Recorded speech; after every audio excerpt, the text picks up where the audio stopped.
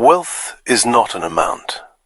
It is a distance, the distance between what your life requires and what you have to do to get it. Sit with that for a moment, because it changes everything about how you have been thinking about money, about success, about the number you are quietly trying to reach, the number that you believe, somewhere beneath conscious thought, will finally make things feel secure. Most people are chasing a number, a salary figure, a savings balance, a net worth they read somewhere that supposedly represents financial freedom, and they are chasing it inside a definition of wealth that was handed to them by the very system that benefits from them never quite arriving. Because if wealth is a number, there is always a larger number. The chase never ends, the destination moves, and the person running never stops to ask who laid out the track. The person earning $30,000 a year, low needs and genuine control over their time, is wealthier, in any meaningful sense, than the person earned $100,000 a year, who is leveraged to the edge, dependent on every paycheck, to service the life they have constructed around the appearance of wealth. The first person has distance, the second person, and yet every measure the economy uses, income, consumption, GDP contribution, counts the second person as more successful, more productive, more valuable.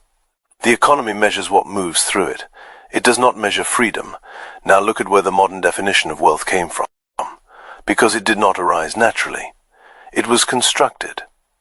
Specifically, it was constructed by the rise of consumer capitalism in the 20th century, which required people to equate wealth with accumulation, with ownership of things, with visible markers of status, in order to sustain the levels of consumption that the productive system needed to keep running.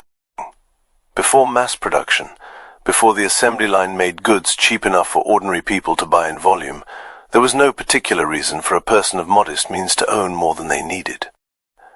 You bought what you used. You used what you had. The idea that accumulating goods beyond your needs was a form of success, that your closet, your car, your kitchen, your square footage were indicators of your worth as a person, this idea had to be deliberately cultivated. And it was. Through advertising of status systems, through the slow colonization of identity by consumption, the culture was taught to feel lack where it had previously felt sufficiency.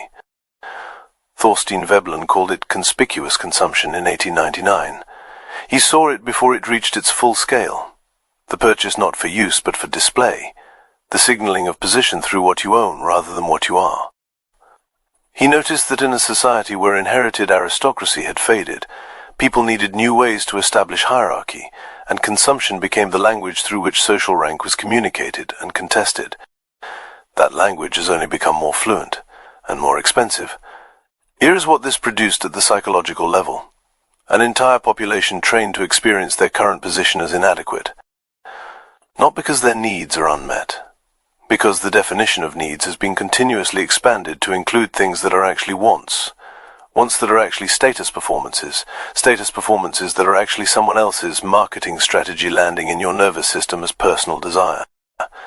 You feel the want as yours. It was placed there. Now go deeper. Because wealth and poverty are not just personal financial states, they are relational, they are produced by comparison. And the comparison is always moving. Studies on subjective well-being consistently show that what makes people feel poor is not their absolute level of resources, but their position relative to those around them. A person living at a standard that would have seemed extraordinary to their grandparents can feel genuinely deprived if everyone in their immediate environment lives visibly better. The feeling of poverty is produced not by the absence of things, but by the experience of falling short of the visible norm. This is why rising average wealth in a society does not automatically produce rising subjective well-being. If the gains are unequal, if some rise faster than others, if the visible markers of affluence become more extravagant while ordinary life stays roughly the same, the middle experiences itself as falling even when it is technically standing still. The floor rose, but the ceiling rose faster, and humans measure from the ceiling. Inequality does not just affect those at the bottom, it distorts the experience of everyone below the top. It makes ordinary sufficiency feel like failure. It is one of the most effective mechanisms ever devised for keeping a population in permanent psychological scarcity, regardless of their material condition. Now look at time. Because this is where wealth reveals itself most clearly, and where the real robbery occurs most invisibly. The wealthy person buys back time. This is the deepest truth about what wealth actually does when it reaches a sufficient level. It purchases the right to say no. No to work you do not want. No to relationships that drain you. No to circumstances you find diminishing. No to urgency that is not yours. The wealthy person's most valuable possession is not the house or the portfolio. It is the unscheduled morning, the ability to think without the pressure of an immediate financial consequence, the freedom to move slowly through a decision rather than accepting the first available option because the rent is due. The poor person's deepest poverty is not the absence of money, it is the absence of this. Time colonized entirely by necessity, every hour preassigned, every decision made under the pressure of scarcity. The horizon always close. The future always mortgaged to the present need. Most people in the middle are not poor in the absolute sense, but they are time poor in ways they have so thoroughly normalized that they have stopped noticing. The 40-hour week, the 2 weeks of annual leave, the retirement deferred until the body is old enough to have forgotten what it wanted to do with freedom. The life planned around the job rather than the job planned around the life.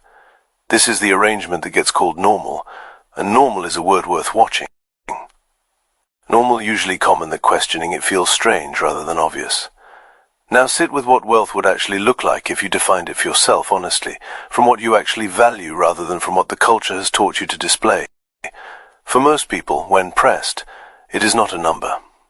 It is a feeling, security, the sense that the ground will not disappear beneath your feet, the ability to care for the people you love without the care being rationed by cost. Time for the things that make life feel like something worth living, rather than something to be endured between the things worth living. The freedom to do work that does not hollow you out. None of these require extraordinary wealth in the financial sense. Many of them require much less money than much more clarity about what they are actually chasing. Once you strip away what was placed in you by a system that profits from the chase continuing indefinitely. The question that stays open after all of this is not how much do you need. That question has an answer, and the answer is probably smaller than you think. The question is this: the life you are building toward, that will finally feel like enough, whose idea of enough is it?